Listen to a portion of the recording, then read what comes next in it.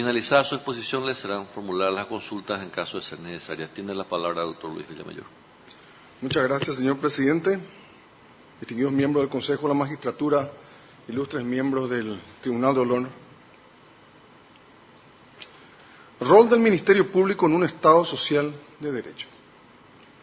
Yo entiendo que este punto, el eje temático, está formulada para una respuesta académica con mayor o menor terminología legal y posiblemente a efectos de auscultar si el postulante por lo menos sabe a qué se refiere el cargo al cual se está postulando.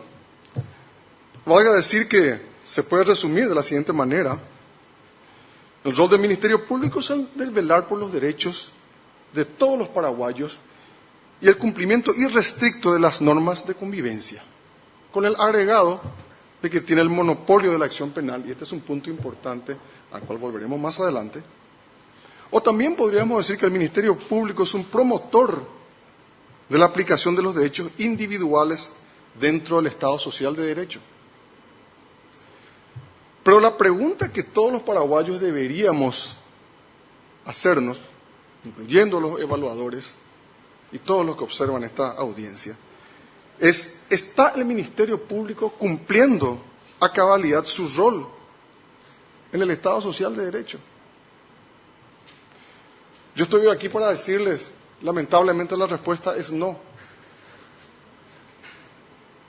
Yo estoy para decirles que el Ministerio Público hoy día está posiblemente y con suerte a un 30% de su efectividad. Y para disipar las dudas de algunos que quizás piensen que esta es simplemente una afirmación grandilocuente, aspectos dramáticos, permítaseme brevemente citar algunas cifras. En el 2016 hubieron 195 asaltos de gran porte a empresas, bancos y financieras, uno cada 44 horas, causando una pérdida de 3.596 millones de guaraníes, 19 vidas humanas. Asaltos menores, hubieron 1.098 asaltos de menor cuantía, callejeros o domiciliarios. Homicidios, hubieron 1.482, 4 por día. Robos, 10.784 robos en el año 2016, a raíz de 40 por día. Un solo tortolero célebre cometió 200 robos. Dicho sea de paso, está con prisión domiciliaria. Domiciliaria entre comillas, porque ya cuando ponamos, ese es el asunto.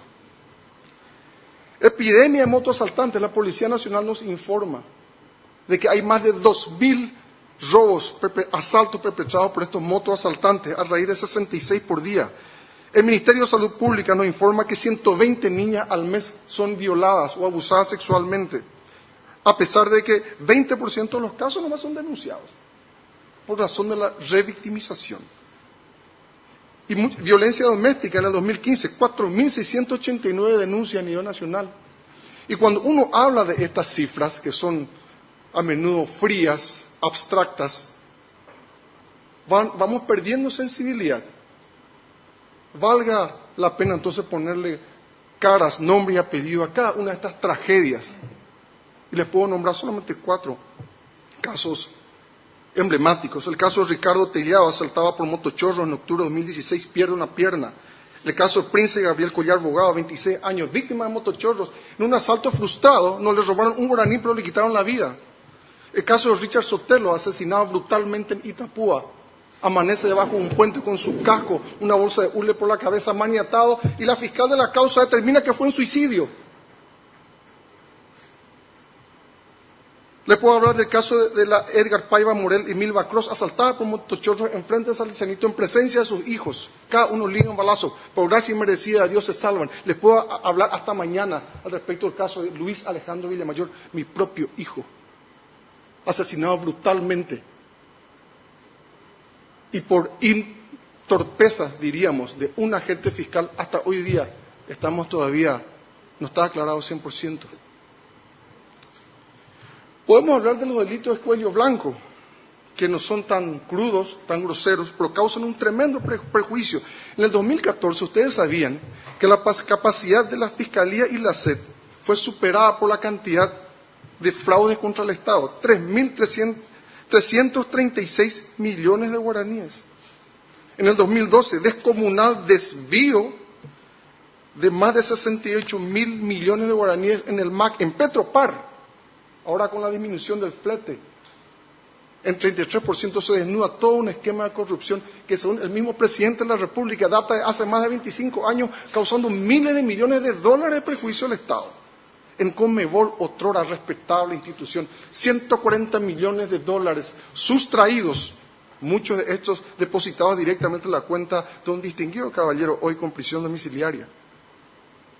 Y lamentablemente la violencia, la ilegalidad, el crimen se desborda ya hasta dentro de los órganos jurisdiccionales, tales como la Policía Nacional, plagada de denuncias, robos, extorsión, pero les voy a dar solamente 5 casos emblemáticos. Caso Pérez Corradi en 2016, desnuda todo un esquema de falsificación que implica a funcionarios públicos y policías. Mega soborno en mayo de 2017, 200 millones de guaraníes.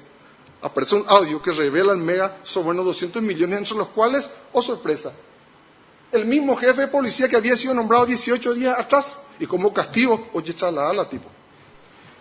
Mayo de 2017, 6 policías detenidos con 9 toneladas de marihuana camino a Misiones. 3 oficiales y 3 suboficiales. Este caso es como para una historia de ciencia ficción.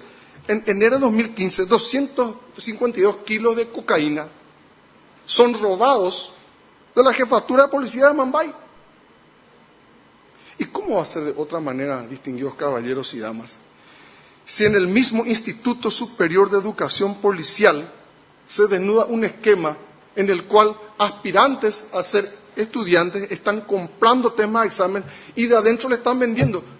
Este Instituto Nacional de la Academia, oñe formata, posiblemente los futuros guardianes del orden. Estoy permitido en la guaraní, ¿verdad? Gracias.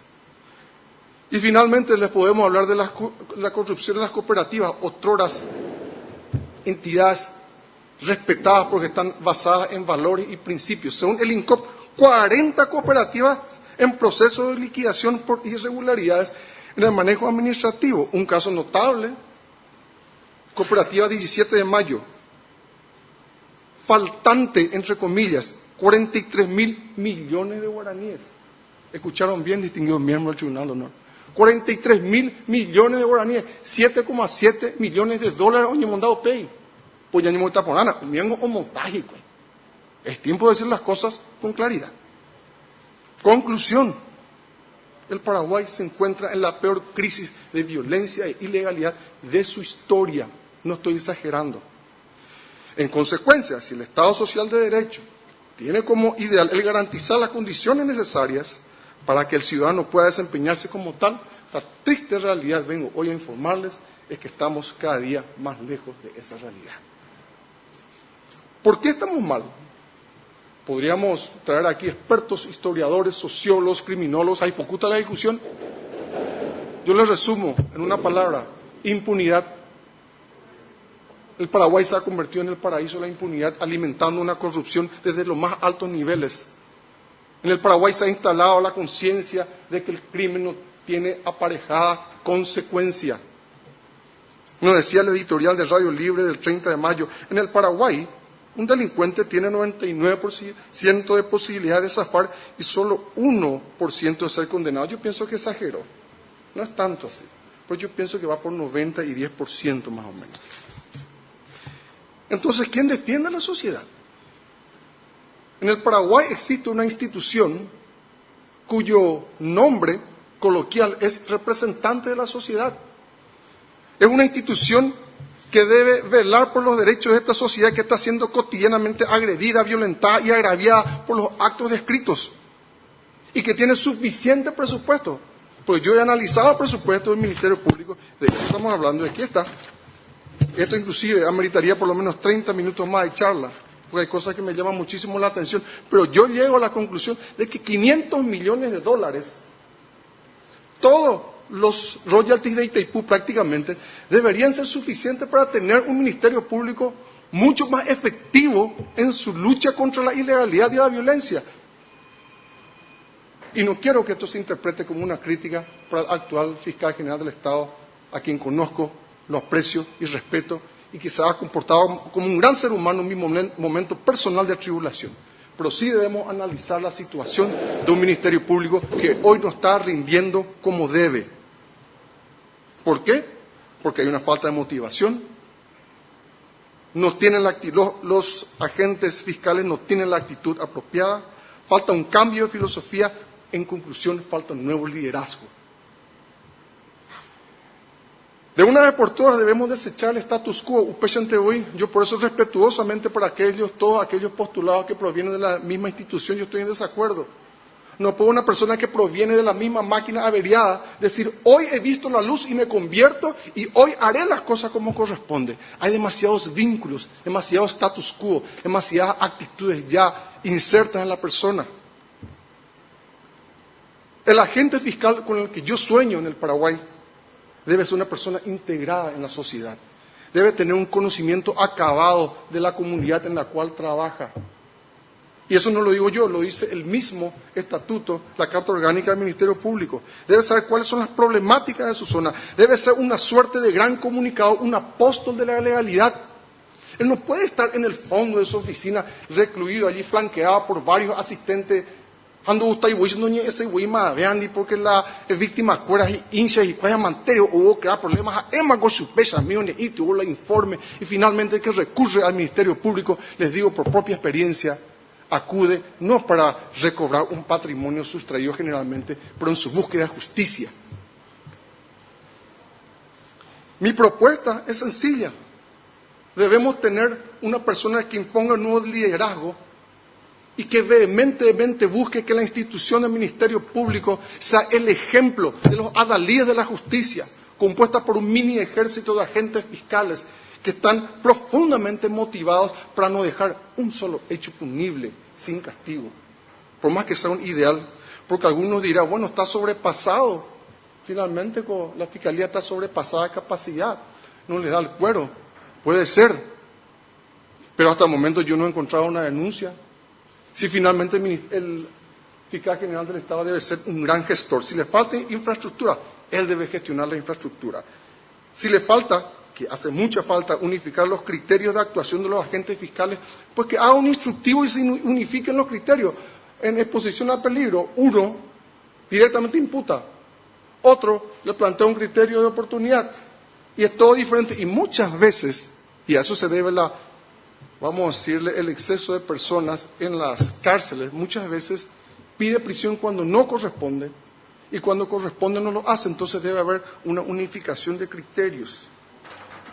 Debe depurar las filas de aquellos funcionarios que simplemente ven al Ministerio Público como un escalón para otra cosa más importante, o que ven simplemente eso como un cargo interesante donde pueden hacerse unos pesos, y en algunos casos extremos, y muchos lamentablemente, hay que decirlo porque es verdad, muchos lo ven como una oportunidad de hacerse de dinero fácil.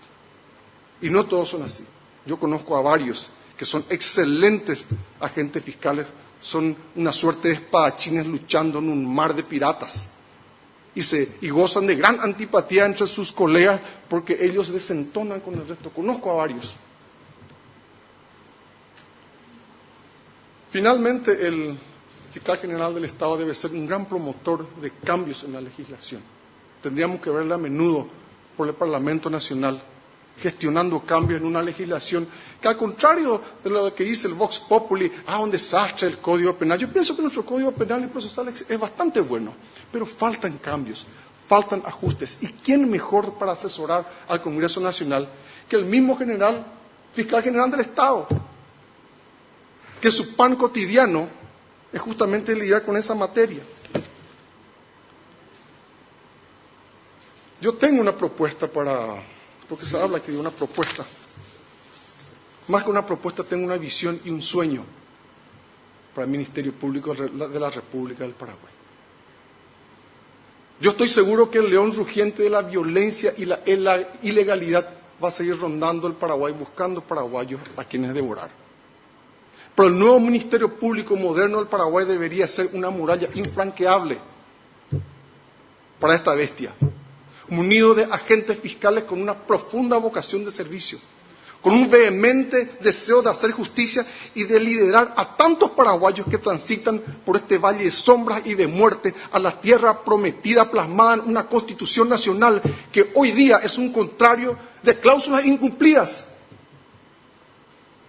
Porque la Constitución nacional nos garantiza la vida, nos garantiza la salud, nos garantiza la seguridad y nos garantizan también los derechos difusos. Y si ustedes me consideran para el cargo, así lo haré. Por el bien del Paraguay y gloria al Señor. Muchas gracias.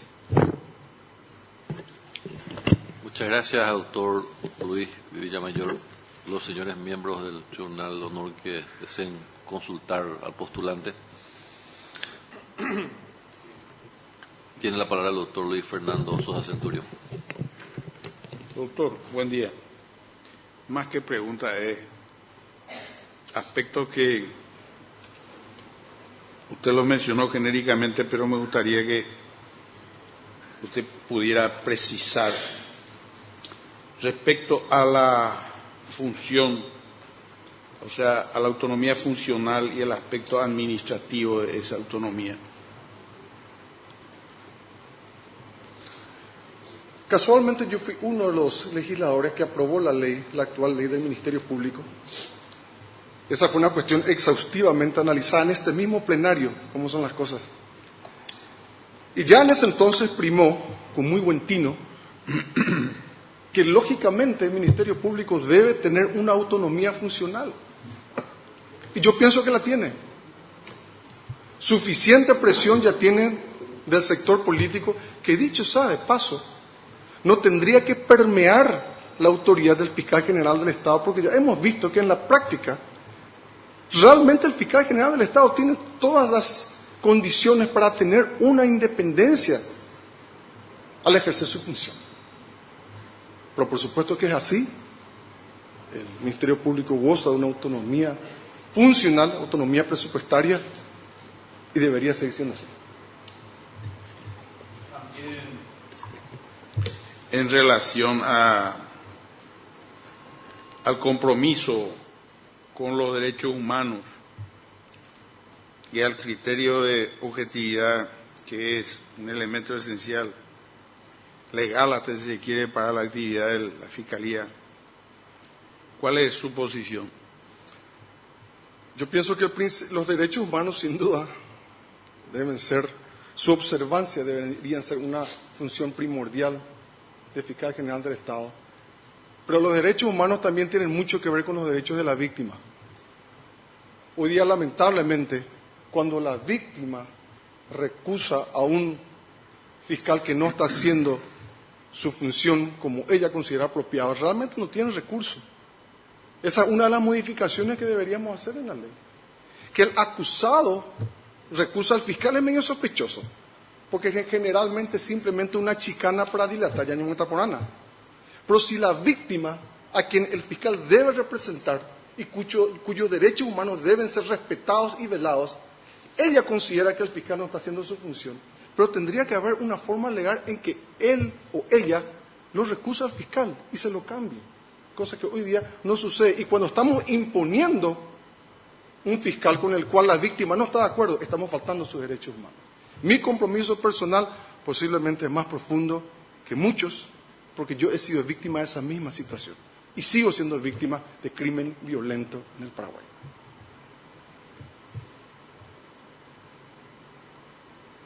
Gracias, doctor Luis Fernando Centurión. ¿Algún otro miembro que quiera consultar? Tiene la palabra el doctor Rodolfo Gil Paleari.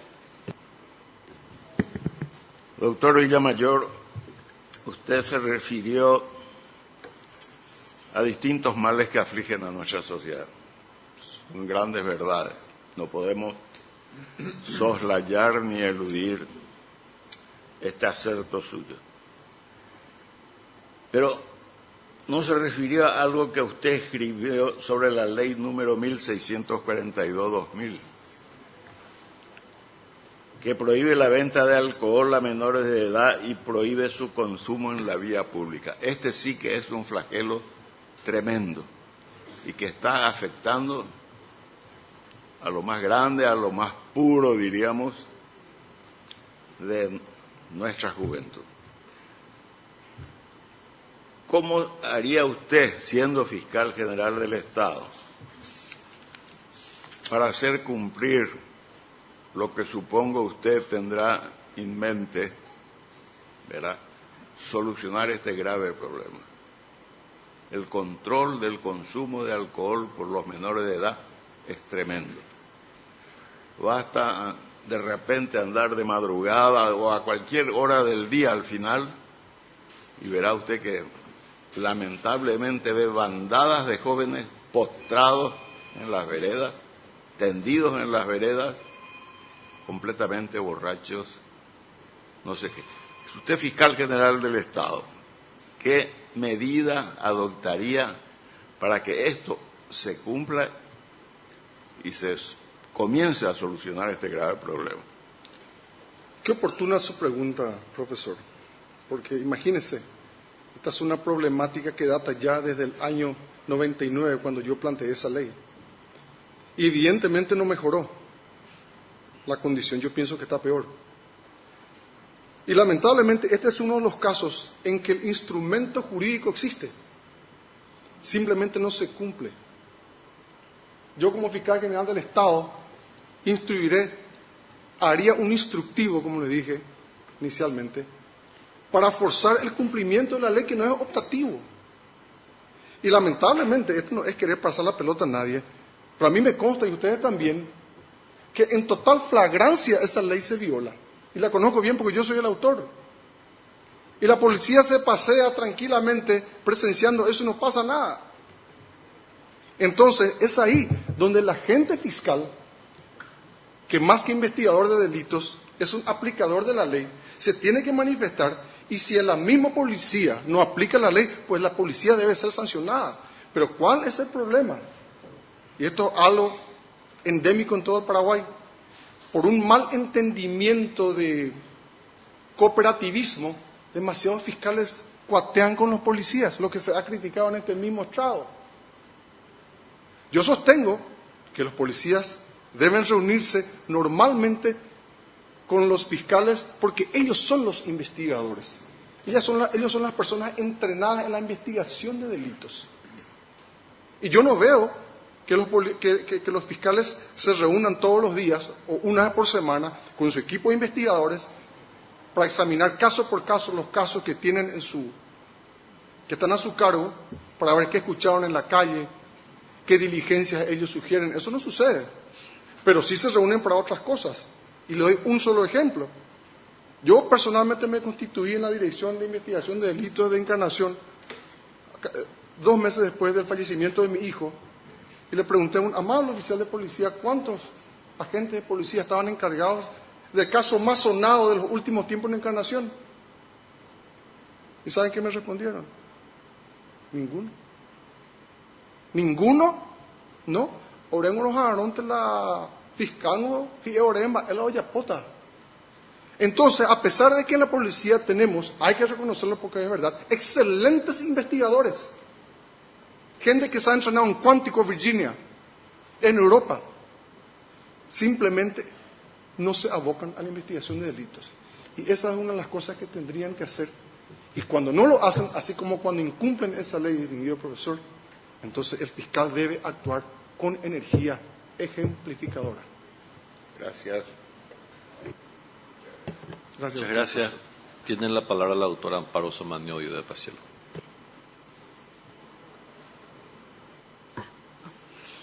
Doctor Villamayor, Buen día.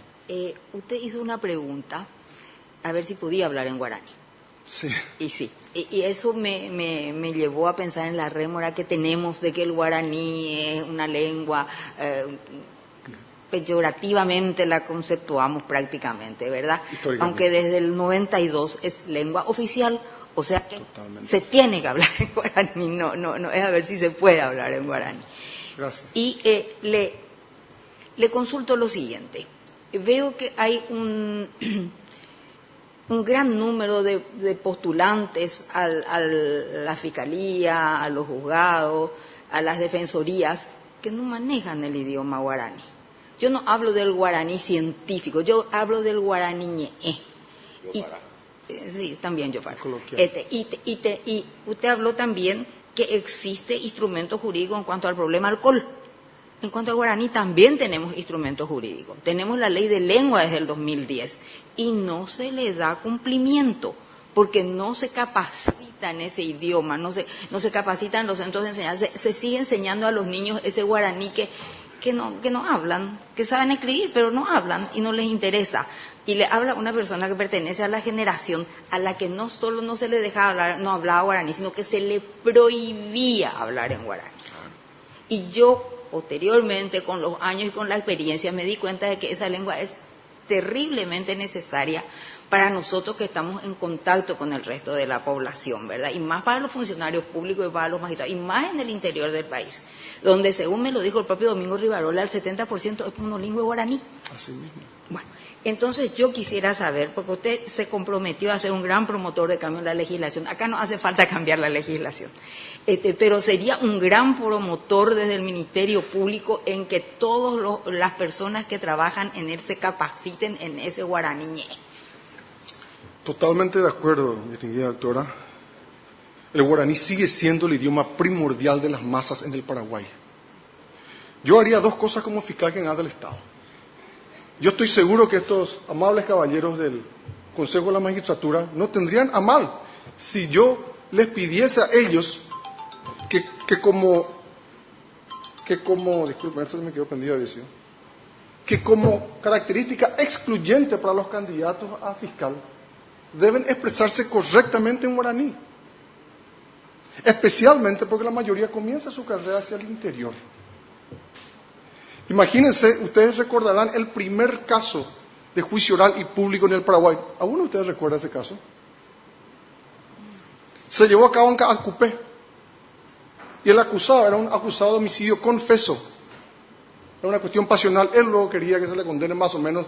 Y el abogado defensor a duras penas trataba de limitar las cosas que decía, porque él se autoincriminaba. Y en cierto momento la fiscal, una buena señora, que no se expresaba bien en guaraní, trataba a través del traductor más o menos, interrogarle, y en cierto momento le dice al señor, en la parte culminante de su exposición, porque él había disparado un arma de fuego, y le dice, Jaramine se caray, upepe picón de disparar, supe, le dijo. Dijo, no anda a disparar, y es algo casi simpático, ¿verdad? Pero ahí se dan cuenta, ilustra a cuerpo completo el bloqueo que existe cuando uno no maneja bien el idioma del pueblo. Entonces yo como fiscal general del Estado acudiría al Consejo de la Magistratura y decirle, por favor, que sea excluyente un buen manejo, no para cumplir más, pero un buen manejo del guaraní. Totalmente de acuerdo con usted, distinguida doctora. Muchas gracias, doctor Amparo Somenido Pacielo. Tiene la palabra el doctor Enrique Sosa. Sí, buenos días, doctor. Usted hizo una referencia a una alarmante, conocida por todos y alarmante a la vez, el número de delitos y crímenes que se cometen. Y señaló el tema, ese tema que es real. Podría pensarse que ese tema es real porque no hay castigo, como si el castigo solo pudiera frenar esos delitos. Y usted comprenderá, y creo que compartiremos todos, en que no es suficiente. Hay otras cosas más. Entonces, le plantea a usted como una ineficiencia o ineficacia del Ministerio Público la falta de punición. Estos delitos quedan impunes. Así es. Le pregunto a usted qué responsabilidad podría tener, aparte de la impunidad o punición, el Ministerio Público para frenar este auge delictivo en el cual nos encontramos sumidos. Usted usa el concepto correcto, frenar es la palabra. Parar no vamos a poder, porque en la medida en que la población crece es lógico y natural que también aumente la cantidad de hechos punibles.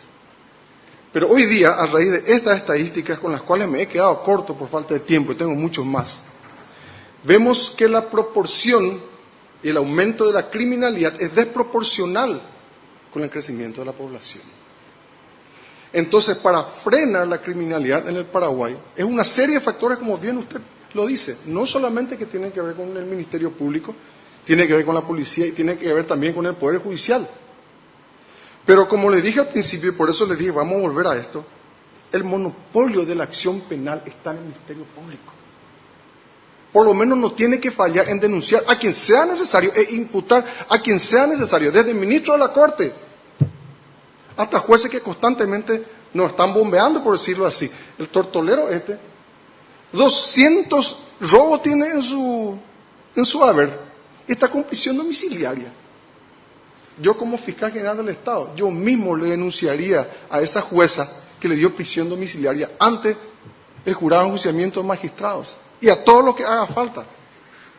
Que sepan que simplemente el representante de la sociedad, el Ministerio Público, no va a estar, vamos a decirle, ajeno o simplemente indiferente a estas cosas que evidentemente contribuyen a la situación en la que estamos. Por lo menos debe hacerse sentir y debe pronunciarse, porque también en derecho sabemos que aquel que no se pronuncia a lo que es su obligación pronunciarse, se convierte en cómplice. Y si por ahí, por razón de presiones políticas o cualesquiera razones, algún agente fiscal que está haciendo bien su trabajo es denunciado ante el jurado de enjuiciamiento de magistrados, su primer abogado será el fiscal general del Estado, que respetuosamente acudirá al seno del jurado de enjuiciamiento de magistrados a defender a su fiscal. Yo ya he aprendido en 5 años de ser diputado nacional, consiguiendo hacer pasar leyes que todos me decían que era imposible, porque el boleto estudiantil, mis mismos colegas en este recinto me dijeron, vai de ella, un día cuando votáis, y cuando votáis, a ver, lo mitad de Estado en la Oecoa, medio de transporte. Sin embargo, fue una realidad. Cuando regulé a las telefónicas para que no cobren por llamadas no terminadas, a raíz de eso, les informo por si no saben, cada vez que escuchan ese mensaje que dice esta llamada gratuita, recuerden a un modesto diputado nacional de Central, que a pesar de que fue editorializado como mentiroso y populista, consiguió que se apruebe esa ley ahorrándole miles de millones de guaraníes a todos los paraguayos. Con eso lo que yo aprendí es que el principal componente de un buen funcionario es la voluntad de hacer las cosas, tener una postura clara y plantarse. Y les puedo asegurar que de esa manera, distinguido doctor, podríamos frenar por lo menos esta ola de criminalidad. Muchas gracias, doctor Enrique Sosa. Señores miembros del Consejo que desean formular pregunta al postulante. Tiene la palabra el doctor Carlos Raúl Cabrera. Buenos días, doctor. Buenos días. No es más bien una pregunta, doctor, sino una consulta. No puedo dejar de hacerle esta pregunta porque en una oportunidad dentro de este recinto, fuera realmente de aquí, de este local, sí, ocurrió un hecho que se viralizó en las redes sociales, en donde aparentemente hubo un inconveniente verbal entre usted y un postulante que tendría que concursar aquí. Esa situación, doctor, puede ser vista de distintas aristas. Claro. Tal vez un momento emotivo, sí, tal vez una circunstancia compleja en cuanto al relacionamiento con la otra persona, pero también un poquitito es bueno determinar el equilibrio de un fiscal general del Estado ante claro, circunstancias complejas. Y querría yo saber, doctor, su actitud con respecto, si es elegido fiscal general del Estado, es una actitud revanchista, puede su situación personal con respecto al tema que le aflige. ¿Cuál es su explicación, doctor, al respecto? Yo le agradezco, doctor Cabrera, la oportunidad de aclarar esa cuestión. Ese es un incidente del cual yo no estoy orgulloso. Ni me pinta a mí como yo soy en realidad. Fue una cuestión que sucedió una vez, espero que nunca vuelva a suceder, porque hace más daño al protagonista que al agredido, porque no era la forma. Si bien tengo, en lo que se refiere a la cuestión de fondo, sigo teniendo reservas al respecto del accionar de ese funcionario a quien reclamé de manera incorrecta, porque no era la forma, no era la actitud. Pero surgió en un momento que parece luego que el diablo mete la cola. Porque cuando estaba allí esperando para ingresar, justamente lo encuentro al Señor enfrente mío. Y me pasó la mano, inclusive de una manera gentil. Posiblemente no me reconoció, ¿verdad? Pero ese no es Luis Villamayor. Eso no soy la persona natural en la manera en que yo me comporto. Yo les aclaro que el 27 de junio de 2015, el día que falleció mi hijo, yo le perdoné a todos mis enemigos. A todos. Los que alguna vez me agraviaron. Porque fue la manifestación más clara de que las cosas realmente importantes en la vida no se resuelven ni con cargos ni con dinero. Y que cualesquiera tribulaciones podamos tener o diferencias con nuestro prójimo son nada comparadas a algunas cosas que realmente son importantes. Entonces, en ese momento en que lo encontraste, Señor, le reclamé, evidentemente se me fue la mano. Y cuando estuve por Encarnación, en una entrevista televisiva, le pedí disculpas. Le pedí disculpas por la forma en que se lo había reclamado. Pero si estuviese frente mío, le volvería a hacer los reclamos respetuosamente de cómo fue que un agente fiscal que tanto daño hizo en la investigación al punto de que fue destituida por el jurado de enjuiciamiento de magistrados, sin embargo, él nunca ni siquiera se pronunció al respecto o le pidió un informe. Pero en realidad, le agradezco, doctor Cabrera, es una cosa que había que aclarar. Y si por ahí él escucha esta grabación, por la manera en que se lo dije, le vuelvo a pedir disculpas.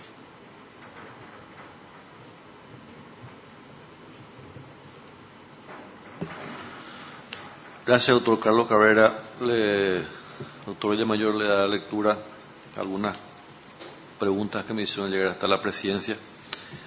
La primera, considerando que usted no tiene una carrera judicial o en la Administración de Justicia, ¿por qué le parece que está capacitado para encabezar la institución judicial tan importante como el Ministerio Público? Muy apropiada la pregunta.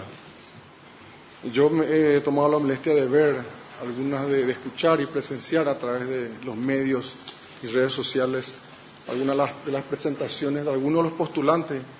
Les digo que hay gente extremadamente conocedora de la ciencia jurídica, de la ciencia penal, sorprendentemente buena.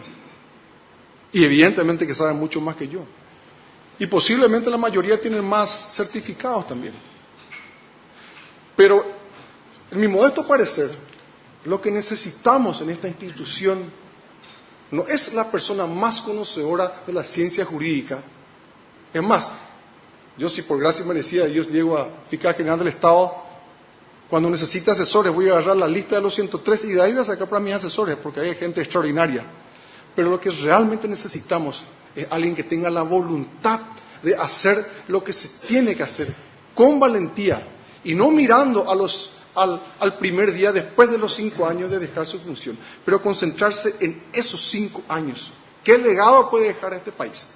¿Cómo podemos mejorar la situación terrible en que nos encontramos? Entonces yo me siento absolutamente capacitado porque tengo la voluntad, tengo la determinación y tengo la legitimidad de propósito. Gracias, doctor. La siguiente pregunta es un poco larga. El eminente jurista nacional, doctor Óscar Paciello, falleció luego de una larga enfermedad el 30 de julio de 1998. Mientras usted se dedicaba a la política activa, siendo diputado nacional, ese día usted fue al Sanatorio San Roque y festejó la muerte de Paciello, 19 años después. ¿Qué reflexión hace sobre esa conducta suya? Ustedes saben que este es un mito que tantas veces ya he respondido, pero me alegra que traigan a colación. Aquí en este mismo recinto había una cronista del diario La Nación, de nombre Miriam, cuyo apellido no recuerdo, y siempre nos encontrábamos aquí en el pasillo. Ese día, ella era mi amiga, ese día del lamentable fallecimiento del doctor Paciello, yo ni me había enterado, y salgo de este recinto y me voy manejando, y les cuento que está ya grabado. Conversé con Humberto Rubín, conversé con Mina Feliciangeli y conversé con esta señora, ahora mismo no recuerdo, y me voy manejando y la veo a ella parada enfrente al hospital. Inclusive estaba en compañía de mi señora, que hoy me acompaña en esta audiencia. Y cuando le veo a ella, le toco la bocina para saludarle. Pip, pip, le dije. Y me miró así, y pip, pip, le dije. Y al rato nomás ya escucho que el doctor Luis Villamayor, que el diputado Luis Villamayor está festejando. Absolutamente falso. Eso nunca sucedió. Y yo a ella se lo aclaré.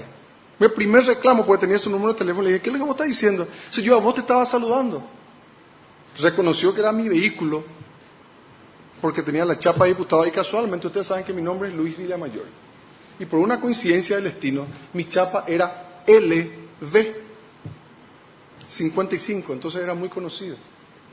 Pero aclaro, y ojalá que se viralice esto, yo nunca festejé el fallecimiento de ese señor. No sabía en ese momento, en primer lugar.